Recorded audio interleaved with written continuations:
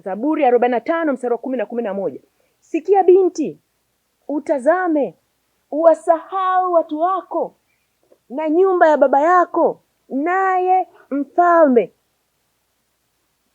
mfalme atautamani uzuri wako, naye ni bwana wako, nawe umsujudie. Kwa hiyo tunaiona picha halisi hapo, picha ya send off tunaiona picha ya send off, binti anaondoka nyumbani Sikia binti, utazame, wasahau watu wako. Tunaiona picha ya send off, binti anaondoka nyumbani, anaagwa. Anaambiwa hapo kwenye huo mstari, wasahau hawa unaoondoka huku, nenda ukatulie kwenye nyumba ya nani? Ya mume wako, ukatulie huko.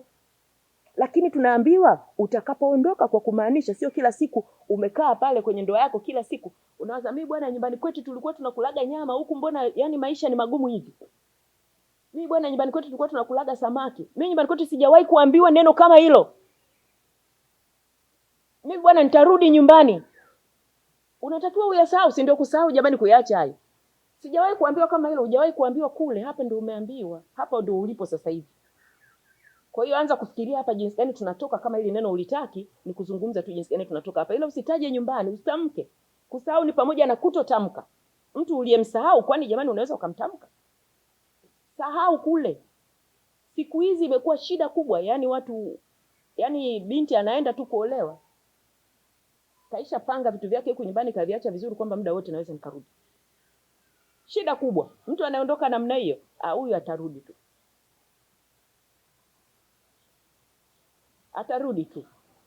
Yaani wale waliokaa kwenye ndoa kama mimi miaka zaidi ya 10 tu, unajua kwamba aliyetoka amejiandaa kwamba siku yote nikiona chochote kinanitatiza narudi, kwamba atarudi ni hakika. Haendi kukaa kwenye hiyo ndoa. Kwa sababu changamoto hazikosekani, zitatokea tu kwa muda fulani, zitatakiwa kufanyiwa kazi. Kama mtazamo ni kwamba nyumbani, kila mara nyumbani, basi nitarudi tu huko nyumbani. Bwana Yesu asifiwe. Kwa hiyo tunaambiwa Kristo ni mfalme wa amani, na hapa nilikuwa nazungumza habari ya baba, kwamba wewe ni mfalme. Binti anaambiwa kwamba utoke kwenu, naye mfalme atautamani uzuri wako. Wewe ni mfalme wa namna gani baba? Naomba niwape story kidogo hapa. Siku moja tulikuwa tunazungumza na rafiki yetu mmoja. Katika kuzungumza naye, akatusimulia jambo ambalo lilimhuzunisha sana. Anasema siku moja alitoka kazini, akawa anarudi nyumbani. Sasa akawa ameingiza gari, walikuwa na parking ndogo tu. Akiwa anaingiza gari, akaona kama kuna kitu mbele, akataka akaangalia ni nini, asije akakikanyaga bila kujua labda watoto wameweka kitu cha thamani pale. Kwa hiyo akashuka kwenye gari. Wakati ameshuka, ametembea, kasogea, anafika mbele ya gari, akasikia watoto wanasema TZD, dereke ilikuwa nini? Ilikuwa ilikuwa TBZR. Namba yake ilikuwa ni TBZR. Mtoto akasikia watoto wanasema TBZ limeingia. TBZ limeshaingia. Anawasikia watoto wakiwa sebuleni wanasema TBZ limeshaingia. Akashtuka, TBZ limeingia, watoto kwa nini wanasema hivi? Basi akarudi kwenye gari, akapaki gari vizuri, akaingia. Alikuwa anawasikia wanaongea wako sebuleni na anawaona, lakini wao hawajamuona. Wanajua ataingia kama kawaida, ataenda kupaki gari. Alipoingia akafika sebuleni, hakuna mtoto hata mmoja. Akauliza, watoto wako wapi? Mama yao akasema watoto wameshalala. Ndio akagundua kumbe huwa wanakimbia kulala nikiwa nimeingia. Kwa sababu mara kwa mara kirudi, huwa akiuliza anaambiwa watoto wameshalala. Sasa siku hiyo amewaona wako sebuleni. Lakini pia sasa akaanza kutafakarishwa lile neno. Kwa hiyo watoto wanajua ili gari limeingia na mimi baba yao. Hawana raha wala kukumbuka baba yetu ameingia, ila wanasema limeingia TZR. Na akajiuliza, hivi wanamaanisha gari au ni mimi mwenyewe ndio TZR? Umeona? Sasa ni familia ambayo tulifahamu kidogo. Ukweli ni kwamba baba alikuwa ni mkali pale nyumbani. Watoto wakimwona baba wanatamani wangekuwa, yani wakikutwa bahati mbaya na baba pale nyumbani, wanatamani wangekuwa walishalala. Kwa sababu wanajua kuna tatizo tu litatokea. Na kugombezana tu kutatokea. Hakunaga furaha baba akiwa pale. Lakini pia yule baba alikuwa na tabia nyingine, kwamba kulikuwa kuna misuguano mingi kati yake na mke wake. Mke wake alikuwa anafanya kazi, anapata hela kidogo. Na huyu baba alikuwa anamwambia mke wake, wakati huo ni miaka mingi tu imepita, huyu baba alikuwa na mshahara mkubwa sana, zaidi ya milioni 10 kwa mwezi. Huyu mama alikuwa anapata 400,000. Anamwambia yule mama 400,000 inatosha kwa matumizi ya nyumbani, huhitaji hela nyingine yoyote ya nyongeza. Na yule mama alikuwa analalamika sana mara kwa mara kwamba anaambiwa 400,000 inatosha. Hii hela mimi hainitoshi. Na sasa kwa miaka ile 400,000 ilikuwa ni hela nyingi kwa matumizi tu ya nyumbani, kununua gesi, kununua mkaa, ilikuwa inatosha. Lakini yule mama alikuwa anaumia. Jamani, kina mama tulioko hapa, hebu niwaulize kitu.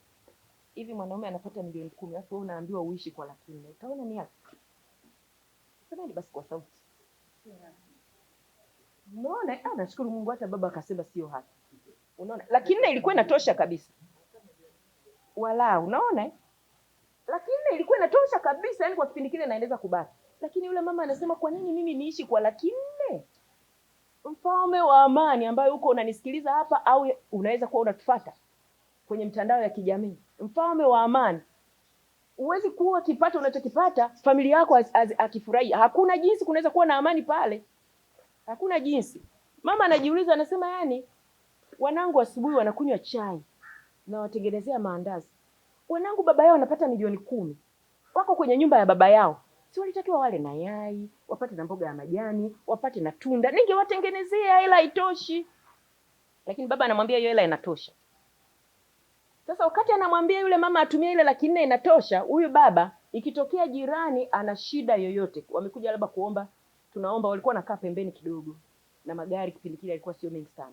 Tunaomba usafiri, tuna mama mjamzito, huyu baba atatoka haraka, ataenda kumchukua yule baba, yule mama, atampeleka hospitali. Akifika hospitali atalipa bili zote kule hospitalini kumsaidia yule mama. Kwa hiyo yule mama alikuwa kila msaada unapotoka anaumia. Hafurahi wala hamna furaha, hamna amani. Kwamba yani huyu anajali watu wote. Na mimi sio kwamba sipendi hawajali. Najua alikuwa na uwezo wa kufanya hayo na huku nyumbani aongeze. Akienda kanisani ni mtoaji namba 1. Yaani akisimama kutoa yule mama ni anafunga meno ili hasira isije kaonekana kwenye uso wake kajitokeza. Kanisani ni mzee wa kanisa, yani anategemewa kila namna. Mfalme wa amani unayefuatana nami, hebu neema ya Mungu ikusaidie kama uko na maisha aina hiyo. Ni lazima kutokee badiliko, haiwezekani. Na ni nafasi tu ya wewe mwanaume kutoa nafasi kumsikiliza mke wako na kusikiliza hisia zake. Atakueleza nini anachokitamani. Na ukifanya hicho, kwa sababu lazima uanzie Yerusalemu.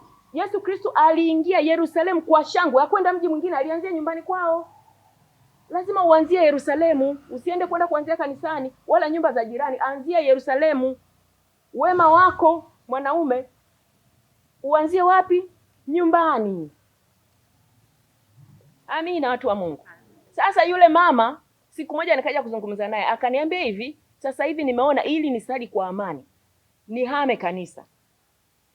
Nikamuuliza, umepata wazo, umeomba kuhusu labda Mungu akuongoze ujaribu kuongea na watu wazima ambao wanaweza kukusaidia kuzungumza na mumeo ili Mungu akupe baadhi ya watu. Maana saa nyingine pia unaweza ukaona wazee wakakusaidia ikawa vizuri. Akasema, yani heshima alionayo mume wangu mtaani pale, hata wazee walioko pale nafikiria nikienda kuambia nitakuwa kama nimeshusha hata ile heshima. Mchungaji wako anasema yani mchungaji anavyomjua mume wangu kwamba ni mtoaji, naona nitakuwa nimeshusha heshima yake kwa kiasi kikubwa sana. Watashangaa sana nikwambia ule utoaji nyumbani haupo. Kwa hiyo alichofanya, akahama kanisa. Baba anasali hapo, yeye kaenda kusali sehemu ya pili, yani kama hivi baba anasali Kinyerezi, yeye anaenda Segerea, kajiandikisha kabisa kule. Hasali hapo. Ili kuepusha machungu, afanye ibada sawa sawa.